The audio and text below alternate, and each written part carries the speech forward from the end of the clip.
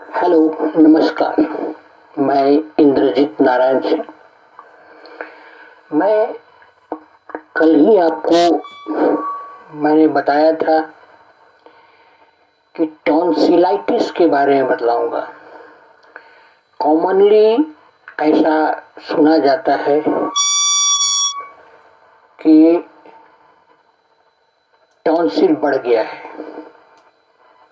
Actually tonsil बढ़ता नहीं है, टॉन्सिलाइटिस वो बीमारी का नाम है। टॉन्सिलाइटिस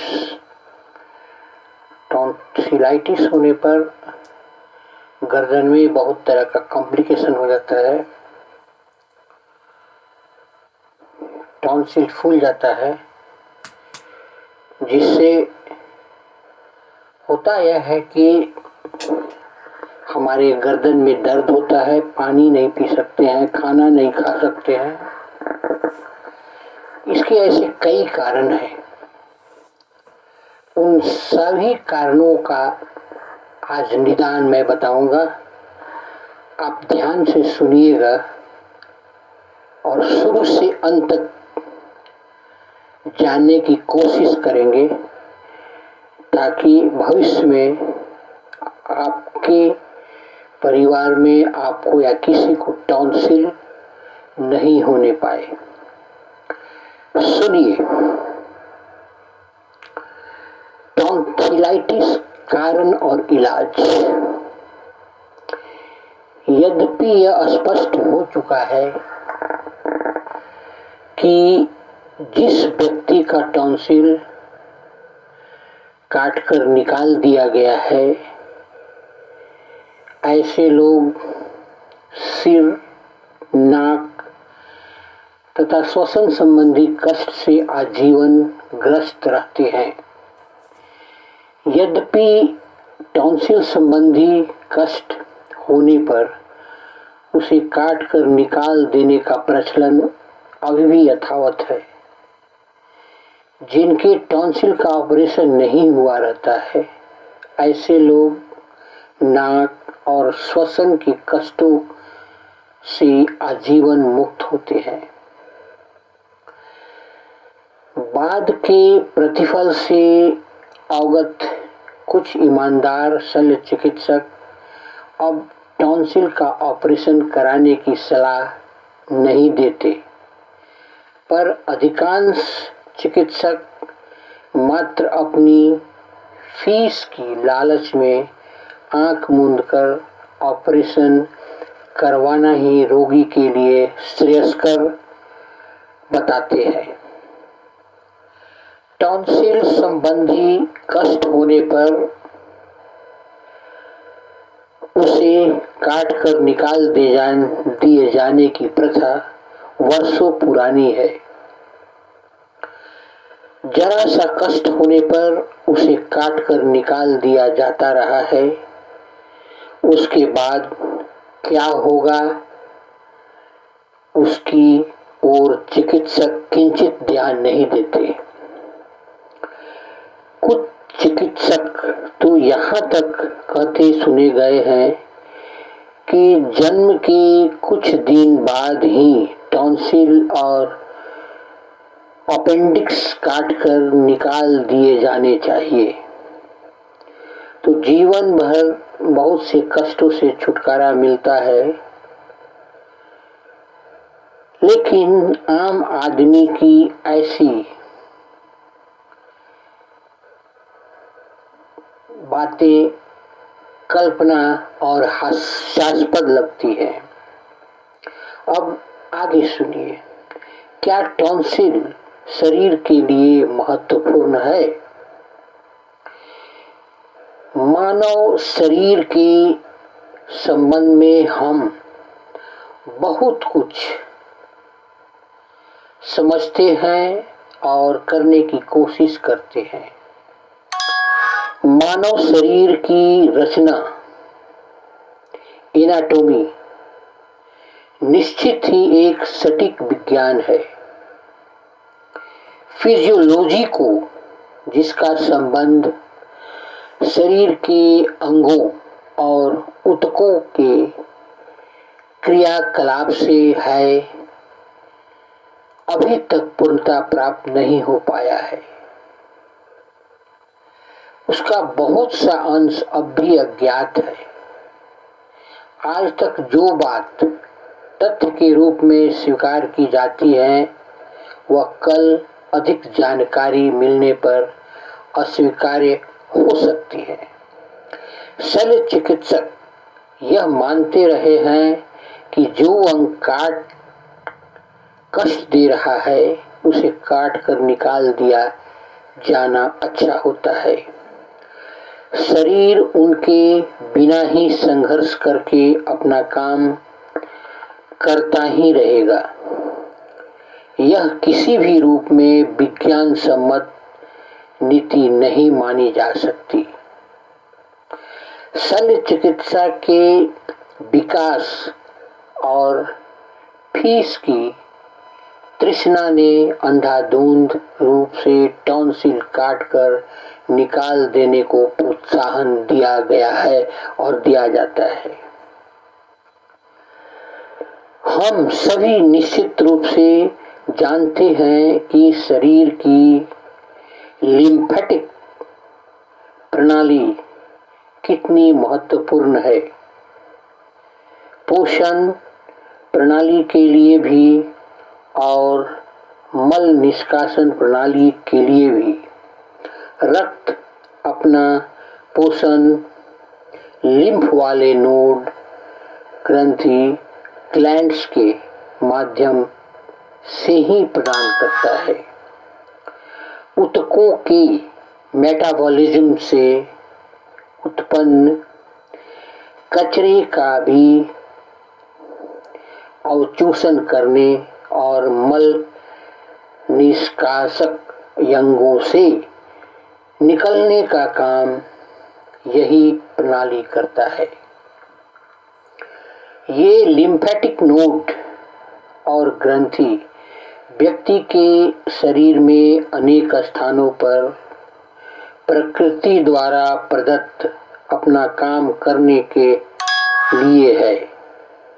फिजियोलॉजी ने यद्यपि इस तथ्य को स्वीकार नहीं किया है, पर बड़े विज्ञानवेत्ता यह स्वीकार करते हैं कि टॉन्सिल का भी संबंध लिम्फेटिक प्रणाली से है और टॉन्सिल गले तथा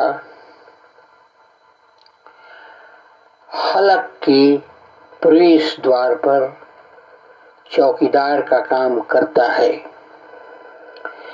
टॉन्सिल ऊतकों के कचरे को संग्रहित करता है और रक्त धारा के माध्यम से मल निकाल कर निष्कासित कर प्रणाली के द्वारा उसे शरीर के बाहर निकाल देता है। टॉन्सिल के माध्यम से अभी तक हमें तो जानकारी है कि यह कचरे के निष्कासन से संबंध रखता है। मात्र इतनी जानकारी के आधार पर कहा जा सकता है कि इसे सुरक्षित बनाए रखने की हमारे लिए श्रेयस्कर है। उसे निरर्थक समय पर निकलवा देना एक भयंकर भूल है। टॉन्सिलाइटिस के लक्षण क्या है, अब सुनिए। जब टॉन्सिल बढ़ जाता है या सूज जाता है तो समझना यह चाहिए कि उस पर कार्याधिक बोझ जरूरत से अधिक आ गया है। उसने इतनी अधिक कचरा संग्रहित कर रखा है कि रक्त धारा उसे निकाल कर ले जाने में असमर्थ है। ऐसे समय में अपेक्षित यह है कि उस पर आ पड़े सफाई के कार्यभार से हम उसकी सहायता करें। ऐसा करने के लिए आवश्यक यह है कि हम उस पर और कार्यभार न ला दें। टॉन्सिल की ऊपरी बताई अवस्था को टॉन्सिलाइटिस अथवा सोर थ्रोट कहते हैं। टॉन्सिलाइटिस की अवस्था में सूजन आ जाती है, यह बेतरह फूल जाता है, कुछ निगलने में नहीं बनता, बहुत कठिनाई होती है तथा स्पर्श बड़ा अप्रिय लगता है। टॉन्सिलाइटिस की अवस्था में व्यक्ति ज्वरग्रस्त भी हो जाता है। यह ज्वर तीसरे पहर अर्थात रात को बढ़ता है। टॉन्सिलाइटिस से ग्रस्त व्यक्ति की भूख चली जाती है, व्यक्ति चिड़चिड़ा सा हो जाता है। अब सुनिए इसका कारण क्या हो सकता है। ऐसी स्थिति उत्पन्न होने का मुख्य कारण शरीर में और विशेष रूप से लिम्फेटिक प्रणाली में कचरा या विजातीय द्रव्य का संग्रह है। इसका कारण गलत ढंग का जीवन और स्टार्च, प्रोटीन, चिकनाई वाले गरिष्ठ आहारों का अत्यधिक मात्रा में प्रयोग है। उनके साथ ही गलत ढंग से सांस लेना, धुआं युक्त स्थान में रहना, व्यक्ति के कार्यस्थल पर तापमान अधिक होना भी टॉन्सिलाइटिस की स्थिति उत्पन्न करते हैं। इसलिए हमें इस पर ध्यान देना चाहिए। टॉन्सिल से सही रूप से मुक्ति पाने का एक ही उपाय है कि वह कचरा मुक्त होने के टॉन्सिल की सहायता करना। जैसे आहार निकलने से जो ही कष्ट मालूम हो, व्यक्ति को ठोस आहार लेना बंद कर देना चाहिए। फलों का रस ऐसी अवस्था में सर्वोत्तम है, और यदि टॉन्सिल काफी बढ़ गया हो तो 2-3 दिन तक उपवास कर लेना श्रेयस्कर है। इस उपवास काल में या रसाहार काल में स्वास्थ्यार्थी को नित्य हल्के पानी का एनिमा भी दिया जा सकता है। एनिमा देने से पूर्व स्वास्थ्यार्थी के पेड़ों पर एक छोर से दूसरे छोर पर गीली पट्टी की 1 इंच मोटी पट्टी आधे घंटे तक रखने के बाद यदि एनिमा दिया जाए तो पेट अच्छी तरह साफ हो जाता है। पेड़ों पर मिट्टी की पट्टी रखने के लिए एक नियम यह है कि मिट्टी की पट्टी पर कंबल या किसी कपड़े के टुकड़े डाल देने चाहिए। पेड़ों पर मिट्टी की पट्टी रखने से रुग्ण व्यक्ति का तापमान भी कम हो जाता है। स्थानीय चिकित्सा के रूप में टॉन्सिल जुड़े गले के भाग गर्मी और ठंडी अर्थात गर्म और ठंडी सेक भी फायदे वाला होता है। इसके लिए एक कटोरे में गर्म पानी ले, दूसरे में ठंडा। पहले कई परत किए गए कपड़े को गर्म पानी में भिगो लें और उसे गर्दन में 2-3 मिनट तक लपेट के रखें। तुरंत ठंडे पानी का गीला कपड़ा फिर निचोड़कर गर्दन में लपेटें। ये स्थिति 4-5 बार ठंडी गर्म का करें तो निश्चित रूप से आराम महसूस होगा। गले की पट्टी भी टॉन्सिलाइटिस को कम करने में सहायता करता है। रात को सोने के समय ऊनी कपड़े गर्दन में लपेट कर सोना अच्छा होता है।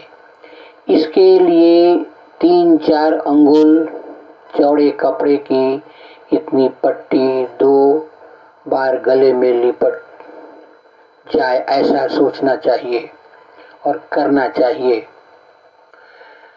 उस पट्टी को उसे पानी में रात को तो भिगाया नहीं जा सकता है, लेकिन ऊनी पट्टी लपेटकर सोने से अच्छा है, इसे बांध देना चाहिए। यह पट्टी रात को सोने के समय बंधा रहेगा। इस तरह से आप देखेंगे कि टॉन्सिल आप धीरे धीरे खत्म होते जाएगा और टॉन्सिल खत्म हो जाएगा। अभी आपने टॉन्सिलाइटिस के बारे में सुना। मैंने आपसे वादा किया है कि नित्य किसी एक खास बीमारी की प्राकृतिक चिकित्सा से संबंधित आपसे बातें करूंगा, शेयर करूंगा, ताकि आप नॉलेजेबल हो जाएं, ज्ञानवान हो जाएं, अपने और परिवार की स्वास्थ्य की रक्षा करें। कल मैं आपको मधुमेह के नियंत्रण पर विचार करूंगा। मधुमेह के नियंत्रण संबंधी बात बताने की कोशिश करूंगा। आप को मैं धन्यवाद देता हूं कि आपने मेरा वीडियो इतना देर तक सुना। निश्चित रूप से लगातार आप सुनते रहेंगे तो आप सोचेंगे कि एक अच्छी ज्ञान की तस्वीर सामने प्रस्तुत हो रही है। आप मेरे चैनल को लाइक करें, सब्सक्राइब करें, ताकि लगातार हेल्थ संबंधी वीडियो आपको मैं देता रहूं, जिसमें कोई भी खर्च नहीं है और आप आसानी से ठीक हो सकते हैं। धन्यवाद, नमस्कार।